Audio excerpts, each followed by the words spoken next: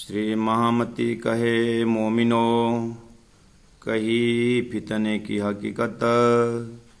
अब कहूँ सातों निशान, जिन पर मुद्दा क़यामत, जिन पर मुद्दा क़यामत। बाब चारों निशान का दावतल अर्ज, सच्चिदानंद धाम धनी की।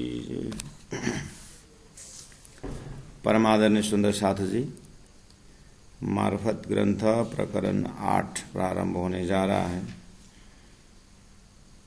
तो अब आया तारतम वाणी में और बीतक में यत्र तत्र। जैसे प्राण जी दिल्ली प्रवेश करते हैं तो अब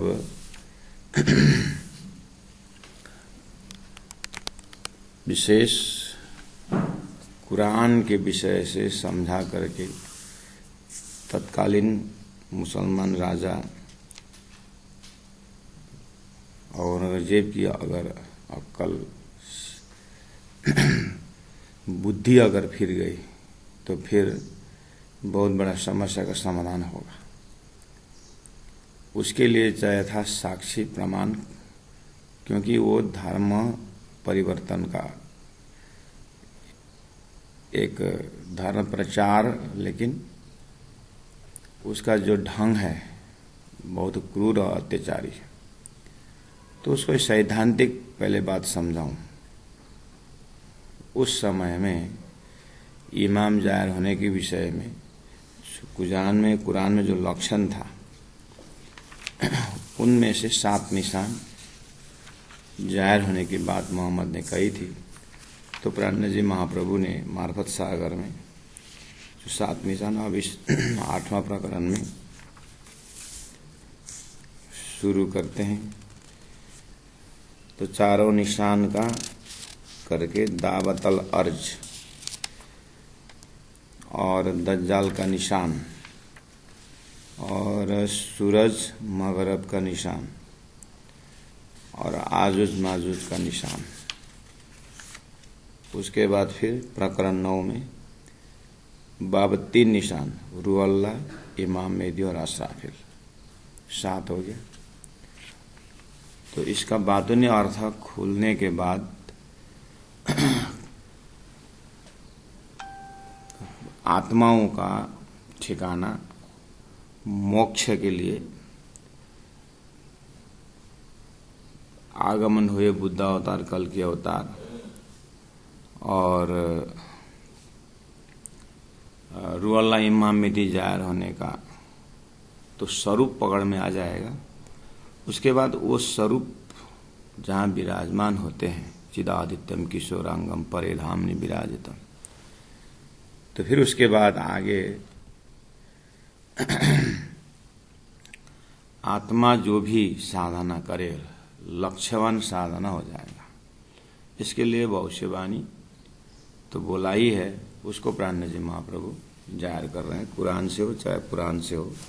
तो यहाँ पर कुरान की बात आ गई है।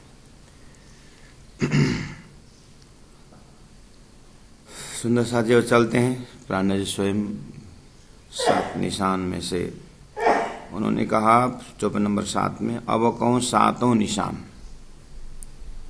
जिन परम मुद्दा क़यामत।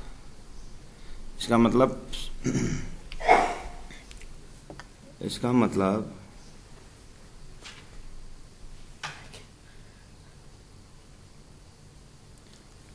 ये तो बोलेगा शायद।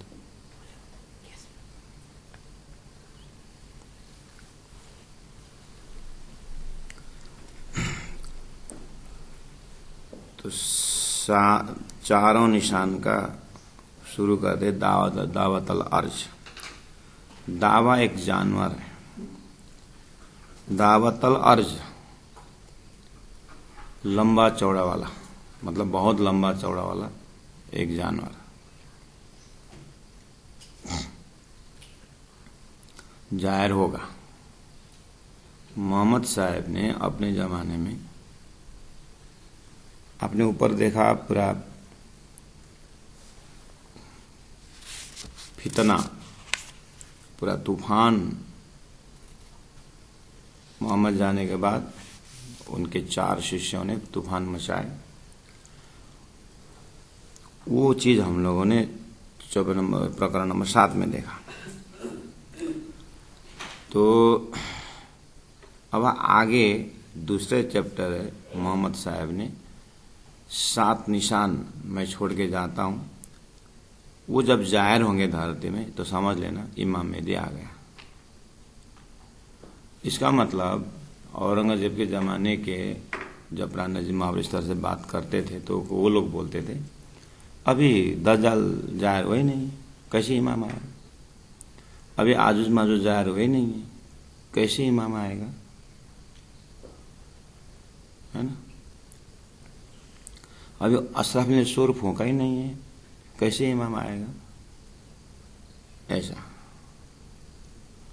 और पश्चिम से सूर्य उदय होने की बात कही है, अभी तो पूर्व से उदय हो रहा है, पश्चिम से सूर्य हुआ ही नहीं तो कैसे इमाम आएगा?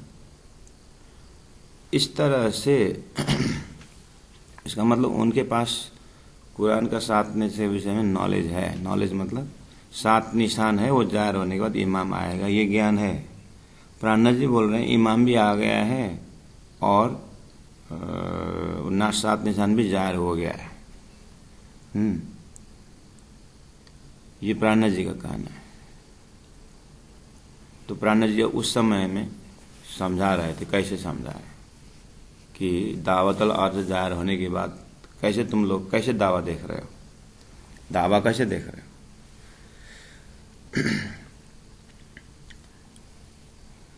तो कैसे जानवर समझ रहे हो? दावा के साथ गधा का संपर्क गधा जैसे दावा जानवर बोला है,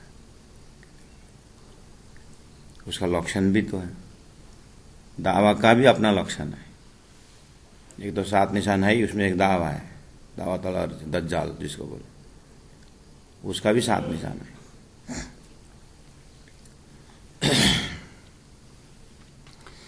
तो ठीक है सुंदर साथ जी, अब आए लिखे बड़ी दरगाह से, अपराध नजीब बात छेड़ने लगे। आए लिखे बड़ी दरगाह से मतलब दरगाह मतलब दरबार। तो बड़ी दरगाह वे लोग किसको मानते हैं? औरंगजेब के जमाने के सब जो है वो तो भारत में हिंदुओं को सताना और अपना धर्म प्रचार करना ये कर रहे हैं, लेकिन इनका ओरिजिन जो है मोहम्मद की समाधि है। मोहम्मद के समाधि से आवाजें आई, वो वहाँ के इमाम यानी उनके पुजारियों ने लिखा, तो उसको बोलते हैं 4 वसीयतनामे।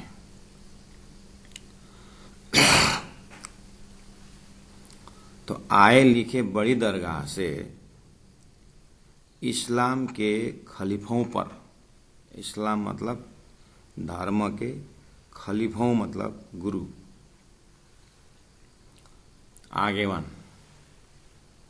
धर्म प्रचारक, अर्थात मोहम्मद जाने के पश्चात उनको सिद्धांतों को, जो उनके सिद्धांत को जो प्रचार कर रहे थे, 1000 साल तो हो गया था वे लोग प्रचार करते करते,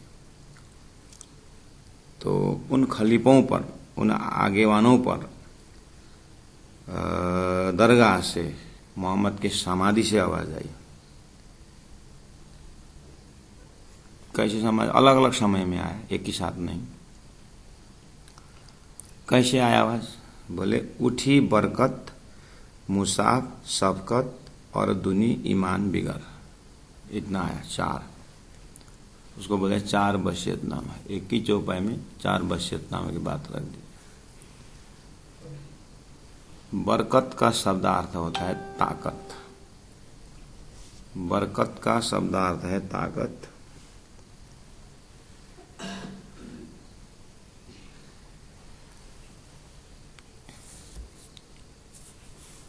और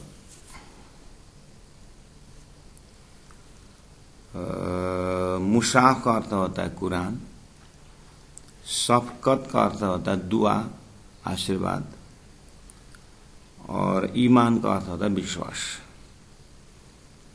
ये 4 चीज, इसको बोलते हैं 4 वसीयतनामा।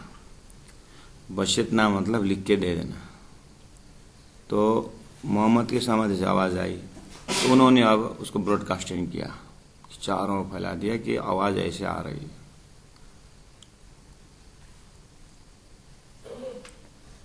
बारह सालमा घरको धुरीबाट पाप कराउँछ भन्छ नेपालीमा। मोहम्मद साहब गयो भने 1100 वर्ष भयो जस्तो, 1100 वर्ष 1200 वर्ष भने ठिकै त, उसलाई घटाएर 12 वर्ष, 12 वर्ष में पापी का पाप उसके घर के ऊपर मूल थंबा जो उसमें से आवाज आती है, बोलते हैं नेपाली में। 12 साल में पापी का पाप अपने आप बकने लगेगा। ऐसे ही मोहम्मद गए हुए 1100 वर्ष हुआ तो 1100-1200 वर्ष में वसीयतनामा समाधि से आवाज आई। क्या बोले, ओए मुसलमानों। तो इससे पहले वाले में प्रकरण बोला था ना कि ईमान देश तरफ मुंह करके मागी रसूल रहमत जिमी श्याम ईमन, तब अर्ज करे आरबों, फिर मागी रहमत।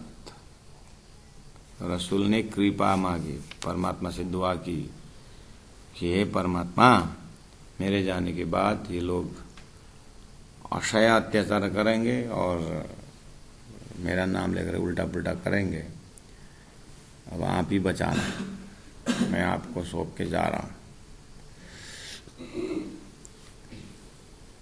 उसी तो 1000 साल पहले ऐसा बोला था उन्होंने, तो 1000 साल बाद, 1000 साल पहले आवाज थी, और 1000 साल बाद उनके समाधि से आवाज आई। क्या बोले कि शफकत गया, बरकत गया, ईमान गया, कुरान गया।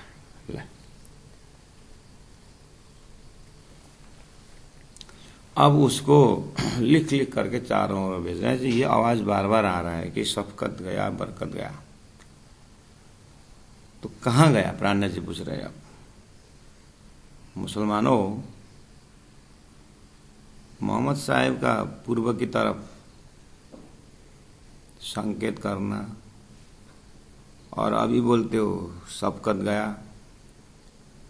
शफकत मतलब फकीरों की दुआ, दुआ मतलब जैसे हम सर्व साहब पढ़ करके राजी से प्रार्थना करते हैं ना, ऐसे वो कुरान पढ़ करके वो मौली लोग परमात्मा से कृपा मांगते थे, दया करो।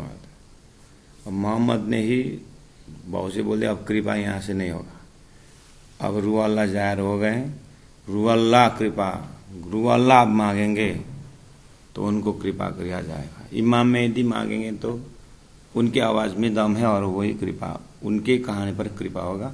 अब तुम्हारा कुरान पढ़ने से कृपा नहीं होगा, हो गया तुम्हारा समय, उसको बोलते हैं शफकत गया। अब तुम कुरान पढ़ करके ला इलाहा इल्लल्लाह कलमा पढ़ करके किसी को आशीर्वाद देते ना मौला, अब आशीर्वाद नहीं लगेगा तुम्हारा। था कुछ समय तक मोहम्मद ने आशीर्वाद दिया था और वो सच्चाई में जीते थे, इसीलिए होता था। मोहम्मद जाने के बाद तुम्हारे से कुछ नहीं हो रहा है। श्री कृष्ण जाने के बाद भगवान विष्णु की जो कला अवतार, अंश अवतार जो भी होते रहे, लेकिन बुद्ध अवतार आने से पहले तक कोई अध्यात्म यात्रा का चरम सीमा नहीं था।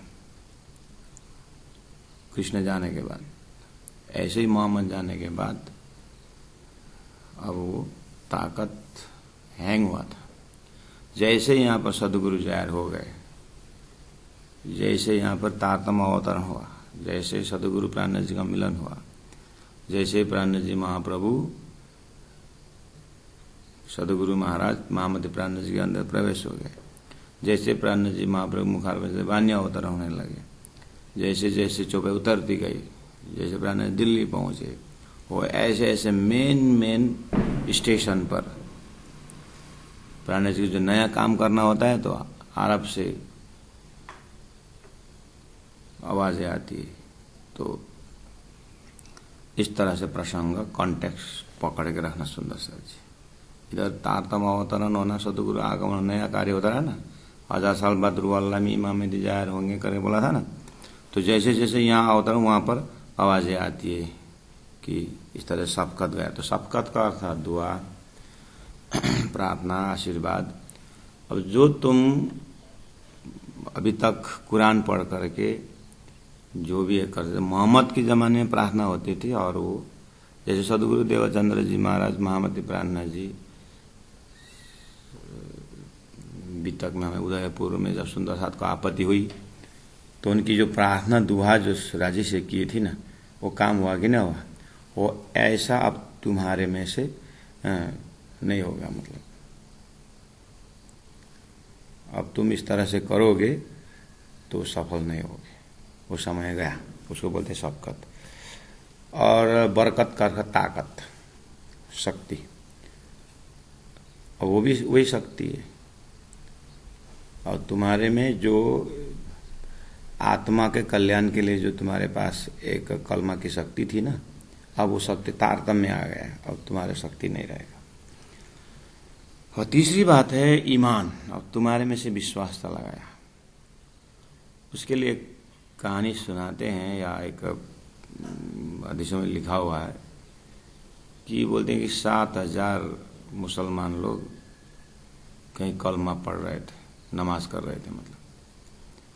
तो परमात्मा ने अरसरफी भी गिरा दे ऊपर से, यत्र तत्र, नमाज के समय। तो नमाज छोड़ करके सब वो दैवत अरसरफी बटोरने गए। उसमें से बोलते हैं 7 ही लोग बचे। 7 लोग ही अपने जो नमाज का कपड़ा से नहीं हटे इधर उधर। लेकिन ये 7 भी छीनने तो नहीं गए, बटोरने तो, लेकिन उनके जो कपड़ा में जो था, नमाज के जो कपड़ा में, वहाँ पर नज़र किए और उसको बटोर के रखे। इस घटना के पश्चात डिक्लेयर हो गया कि अब तुम लोग मायावी हो गए और तुम्हारे खुदा के ऊपर तुम्हारा विश्वास नहीं। ये परीक्षा करनी थी, कर लिया, क्योंकि विश्वास अब तारतम्य में चला गया है। विश्वास अब रूह अल्लाह के पास आ गया, विश्वास इमाम मेहदी के पास आ गया। अब तुम्हारे से विश्वास भी हट गया है और तुमको परमात्मा के ऊपर कोई विश्वास नहीं है। हमने परीक्षा करके देखा। लास्ट में फिर बोला कि कुरान चला गया करके बोला। जब कुरान गया करके बोले तो जा करके कुरान देखा तो कुरान तो जैसा को तैसा ही।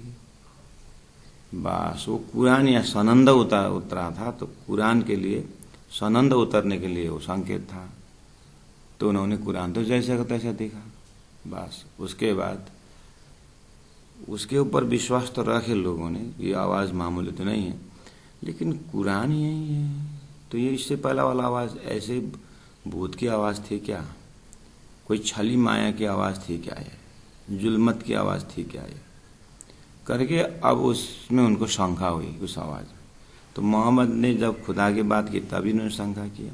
समाधि में हो करके चिल्ला चिल्ला करके इमाम मेहदी पकड़ाने के लिए, जीवों को उद्धार करने के लिए उन्हें वहाँ तक भी कोशिश किया, फिर भी शंका इनको नहीं हटा।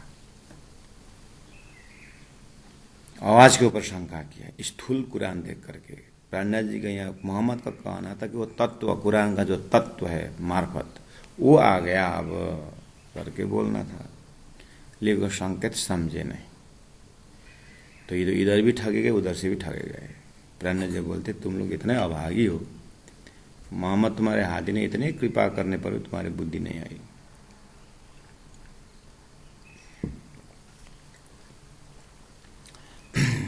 इन प्रसंगों से सुंदर सा जी, ऐसे प्रसंग में जो प्राणनाथ जी उच्चारण कर रहे हैं ना, मैं एक बार फिर वहीं पर आप लोगों के पास पहुंच रहा हूं। इस तरह से जो प्राणनाथ जी की जो भाव है ना, यहाँ पर कहाँ आपको लगता है कि आज हमारे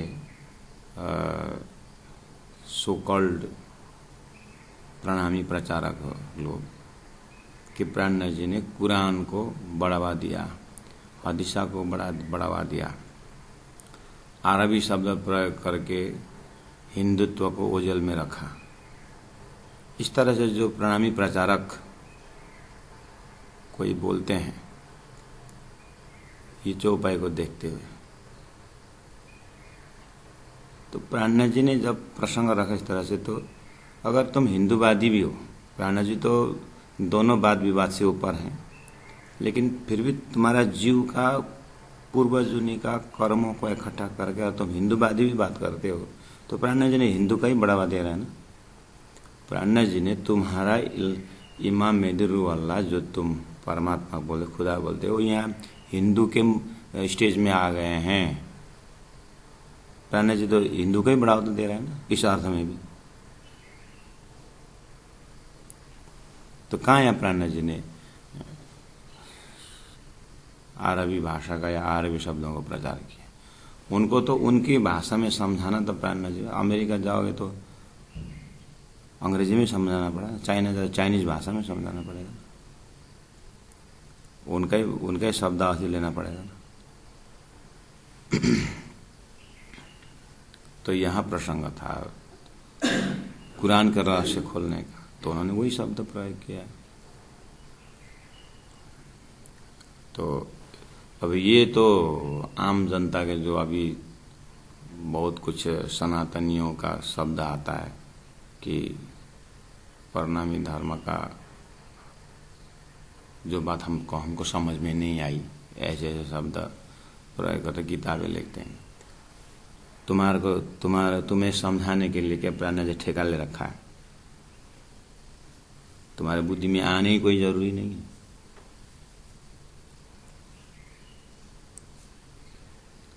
प्यासी नदी किनारे जाता है, नदी घर में आकर के तुम्हारा प्यास नहीं समझ में नहीं आती है तो संगत करो, सत्संग करो, प्राणनाथ सिद्धांत को पढ़ो।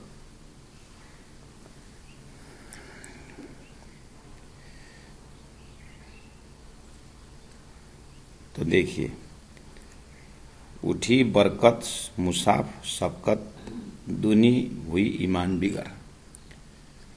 मतलब ईमान गया, 4 वसीयत में आया ना, तो ईमान गया मतलब दुनिया क्या बिगड़ हो गए, विश्वास बिगड़ हो गए। बस चौपाई नंबर 1।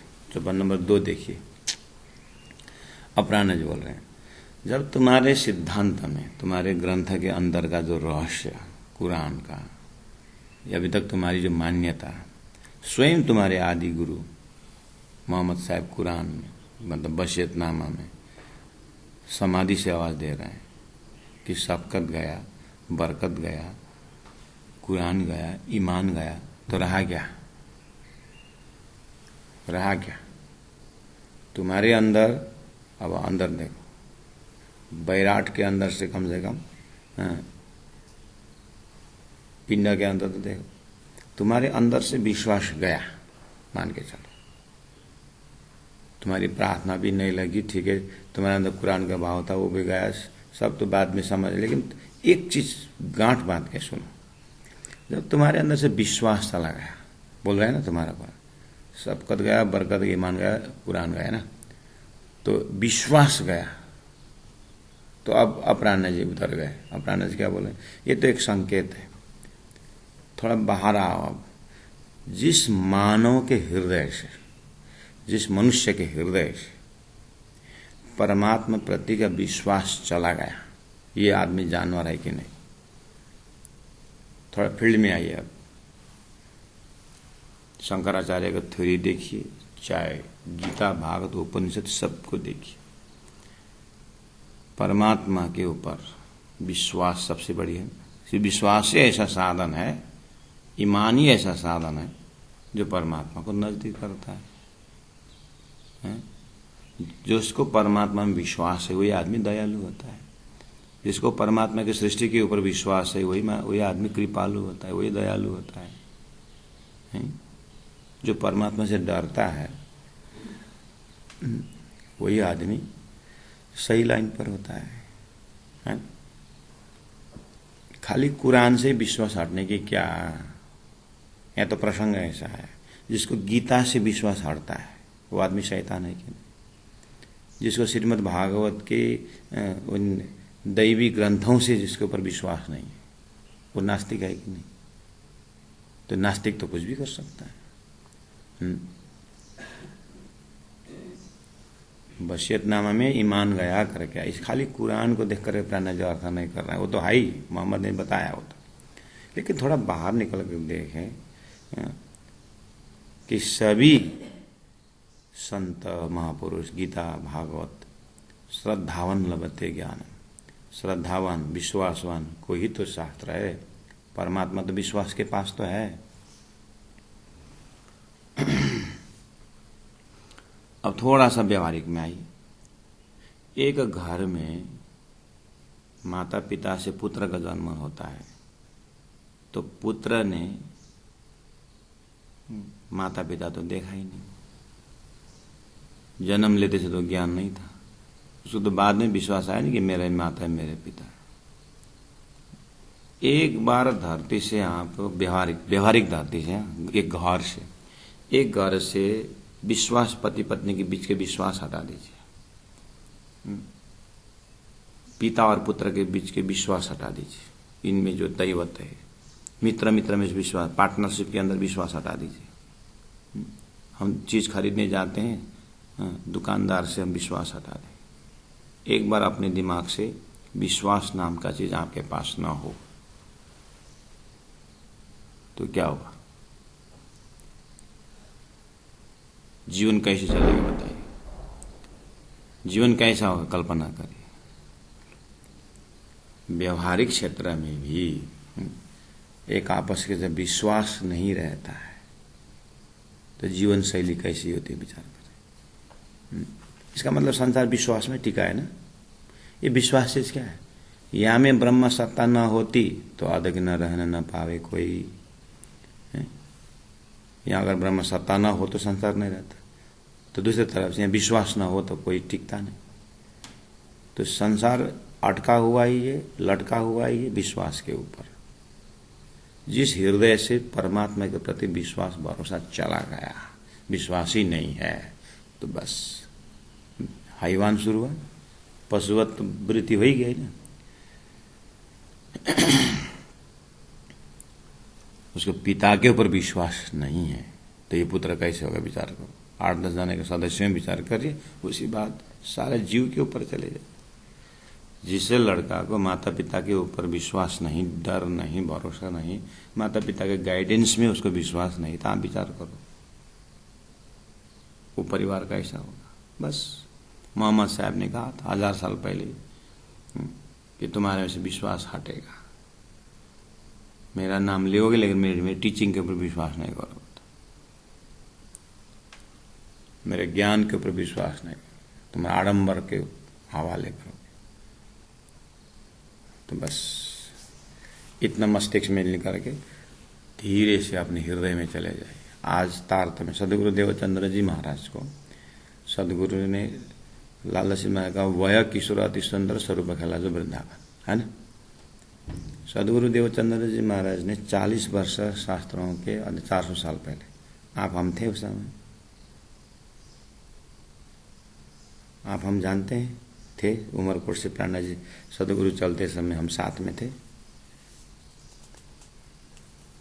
नहीं थे ना। और 14 साल श्रीमद् भागवत के श्रवण किया और श्री राज ने दर्शन दिया। आप दर्शन के समय थे कांजी वट, तो वहां नहीं प्रवेश हो पाए, तो बातें हुई, तू कौन आए थे, क्यों कराए, ये उच्चारण करते हैं ना।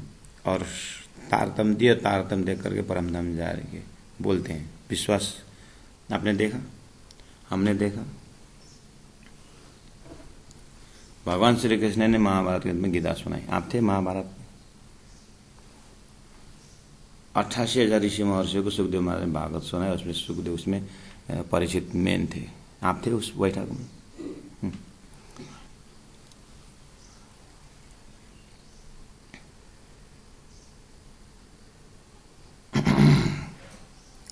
कोई लोग बोलते हैं हम तो परमात्मा में विश्वास नहीं है, मैं तो तुम्हारे होने में मुझे तो शंका लग रहा है। कोई बोले कि परमात्मा के ऊपर मुझे विश्वास नहीं है, बोलोगे ना, मैं बोलता मैं तुम्हारे होने में भी मुझे विश्वास नहीं है। क्यों? मैं हूं तो मुझे नहीं लगता है तू है जैसा लगता है। अरे मैं तुम्हारे सामने हूं,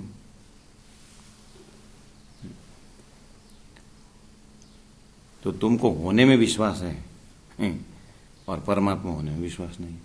तुम्हारा मन घड़ंता शैतानी बुद्धि मत लगाओ। परमात्मा चीज अस्तित्व चीज है। तुम तो अपने कहता हाँ मैं तो हूँ, आई एम, आई, मैं हूँ, तो हूँ हटा दो मेरा, वो परमात्मा। तो प्राणेश जी ने इस तरह से पूरी धरती में से एक विश्वास से पकड़ा। तो मोहम्मद बोलते हैं कि मेरे जमात से विश्वास गया, खुदा के ऊपर इनका विश्वास नहीं है। कैसे? मैंने बोला हूं 1000 साल बाद रूह अल्लाह आएंगे, इल्म लुदनी लाएंगे और वो इमाम कहलाएंगे और मार्फत जाहिर करेंगे। जब इस चीज को मैंने बोला हूं तो खोजी क्यों नहीं करते? इसका मतलब मेरे भविष्य बारे में विश्वास नहीं, बस। इसीलिए प्राणनाथ जी दावा के साथ बोलते हैं, ओ शेख खिद्दर और नूर मोहम्मद जान मोहम्मद, तुम्हारे धार्मिक बैठक में, तो मुल्लाओं के बैठक में वसीयतनामा आया बात है कि नहीं? हाँ हो रहा है वहाँ, तो बात इस तरह से राजा के पास, बादशाह के पास आज आ रहा है वहां से। हो, मुझे कैसे मालूम पड़े?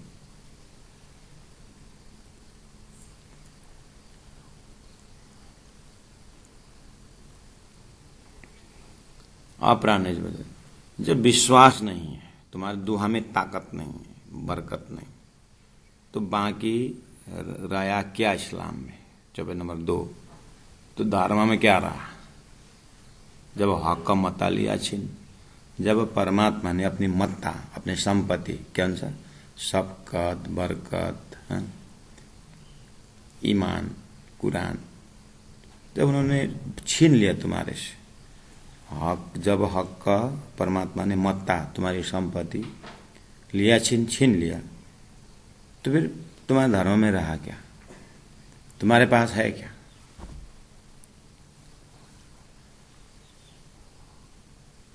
खुदीराम बोस को जब सूली पर चढ़ाया था तो एक मुसलमान था वहां पर, जज, ये 8 आम लेकर रख दिया हूँ, अब तेरा आधा घंटा में मरने का समय हो गया, इसलिए तो हिंदू है ना, खा ले करके बोला था। तो खुदीराम बोस ने नहीं खाया, वो जैसा का तैसा ही था। तो हाँ पता चला तुम हिंदू, गीता पढ़ कर अजर अविनाशी बोलते हो। वो डर के मारे खा ही नहीं सका। हाँ मुझे तो मृत्यु से डर लगता है, तू खा ले कर। जाकर के ऐसा टच किया तो उन्होंने अंदर का चूस करके फूक करके खोल फुला कर रख दिया, अंदर रस तो कुछ नहीं था। तब बोले हम गीता के लटका जल्दी, हमें शरीर छोड़ने में कोई हमें डर नहीं है, मेरी आत्मा को तुम मार नहीं सकता है। हाँ, ऐसी भाषा बोल करके हिंदुत्व का जो गीता जो है, यानी हमारा आत्मिक जो ज्ञान है वो कितने मजबूत है करके प्रमाणित कर देते। वो आम जो है चूस करके फूके रहे थे, खोल, सारी नहीं, रस खा लिया। ऐसे तुम्हारे कुरान के अंदर से, तुम्हारे हृदय के अंदर से जब खुदा ने ईमान चीज निकाल दे, विश्वास चीज निकाल दे, तुम्हारे में रहा क्या बताओ?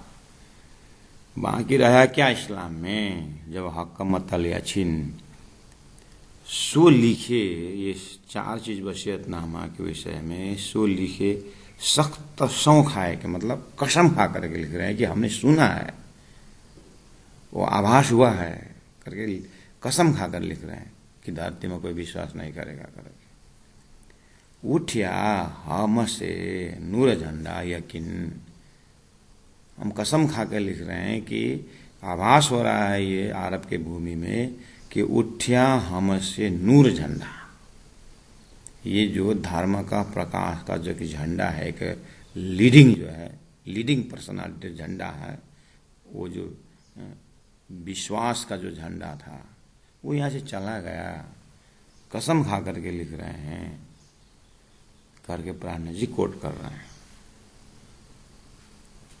निशान लिखे क़यामत के निशान के विषय में कुरान में पहले लिखा हुआ है, और यहाँ पर दरगाह से आवाज भी आ रही है, निशान लिखे क़यामत के, होशी जायर दावा जिमी से, निशान में जमीन से दावा जाहिर होगा करके लिखा हुआ है। अब एक तरफ ईमान गैर बोल रहा है, विश्वास लगा, फिर धर्म प्रचार कर रहे हैं, धर्म के नाम पर लड़ाई कर रहे हैं। तो प्राणनाथ जी बोल रहे हैं कि जब नूर झंडा चला गया, अब तुम क्या प्रचार करोगे। और एक तरफ लिखा है 7 निशान, उसमें से दावा जाहिर होने की बात हुई है, जानवर प्रकट होने की बात हो रहा है। तो विश्वास बिना का व्यक्ति जानवर नहीं तो क्या है, तो जाहिर हो गया। तो 7 निशान में एक निशान मिल गया ना।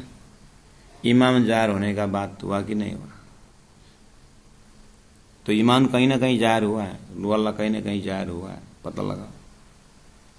क्योंकि तुम्हारे वसीयतनामा से तुम्हारे जो शब्दों से पता चल रहा है।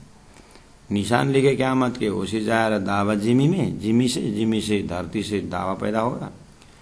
तो प्राणनाथ जी बोल रहे हैं जब नूर झंडा हादी ले गए तुम्हारे से, तुम्हारे गुरु ने तुम्हारे अंदर जो ताकत शक्ति जो भी था दैवत वो लेकर के चले गए, तो अब तुम्हारे में क्या बचा। बाकी रहा हैवानी जिमी में, बाकी तो पशुवत तो रहा, बाकी रही हैवानी जिमी में। संसार में पशु ही तो रहा। तुम्हारी वृत्ति तुम्हारे कार्य को देखो तो, दूसरों को सताना मारना, ये क्या कर रहे हो। ये निशान बातु न अव्वल कहे, अव्वल पहले ही 1000 साल पहले मोहम्मद ने ये जो निशान बताया ना 1000 साल बाद घटने की, ये बातुनी अर्थ में देखो ना। तुम कहाँ जानवर धरती में ऐसा बैल उधर से गली से आ रहा हो, बड़ा ऐसा जाहिरी आंख से देखने वाली दज्जाल नहीं है, ये अंदर से आता है। ये निशान बातु न अव्वल कहे, सो मिले सब आए, वो सारी घटना भी मिल रही है ना।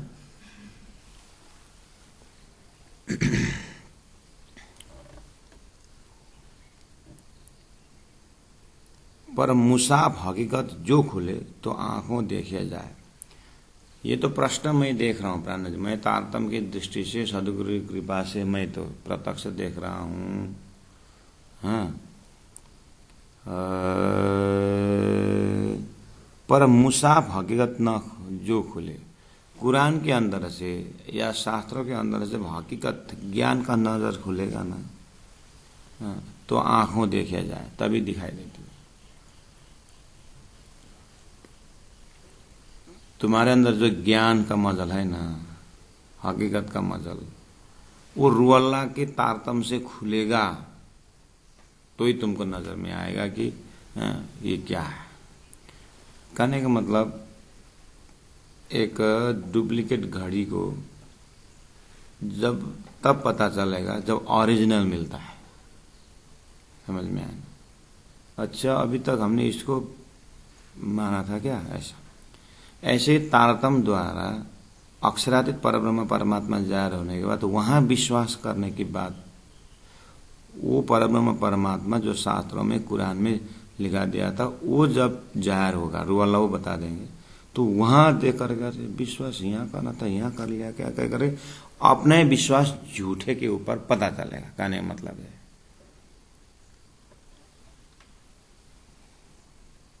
जब ओरिजिनल दिखता है तो डुप्लीकेट में अभी तक किया हुआ विश्वास झूठा नजर में होगा। जब तक ओरिजिनल नहीं है, जब तक बिंब नजर में नहीं आए तो प्रतिबिंब में ऊपर होगा। तो इस तरह से भ्रम होता है। वो भ्रम को हटाने के लिए ही परमात्मा ने तारतम लेके आए। तारतम के नजर से पता चलता है, कहने का मतलब है परम मुसाफ हकीकत जो खुले। हकीकत कैसे खुलेगा, तारतम से खुलेगा।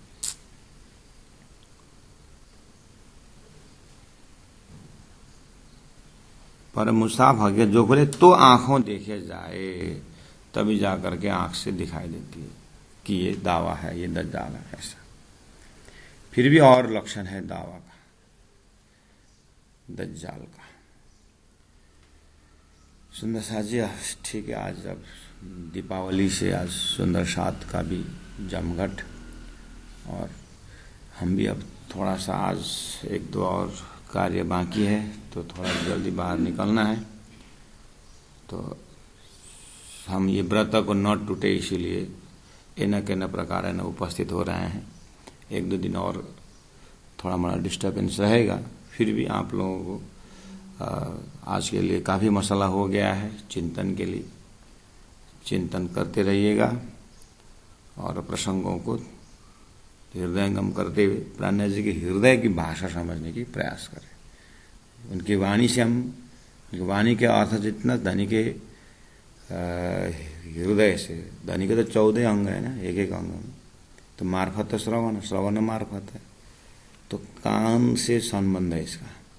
तो कान से अंदर जा कर के हृदय तक पहुंचने के बाद प्राण जी के हृदय से जुड़ने का मतलब है राजी महाराज के हृदय में संसारिक व्यवस्था के लिए क्या क्या है। तो आराम से हृदय मन सब परमात्मा में लीन हो जाता है। ये सुंदर चौपाई वाणी में कोई अर्थ करने वाले हो और अर्थ सुनने वाले हो, दोनों राज्य की अंगना है, तो हम आराम से राज्य के अंग अंगों में विचरने का अपने को वाणी चिंतन से फायदा होता है। तो बोलो श्री प्राणनाथ प्यारे की जय। ये निशाना बातुना अब्बल कहे, सो मिले सब आए, पर मुसाफ हकीकत जो खुले, तो आँखों देखिया जाए, तो आँखों देखिया जाए। बोलो श्री प्राणनाथ प्यारे की जय, सदगुरु महाराज की जय, तीनों परिधाम की जय, गुरु जी 108 मंगलदास जी महाराज की जय।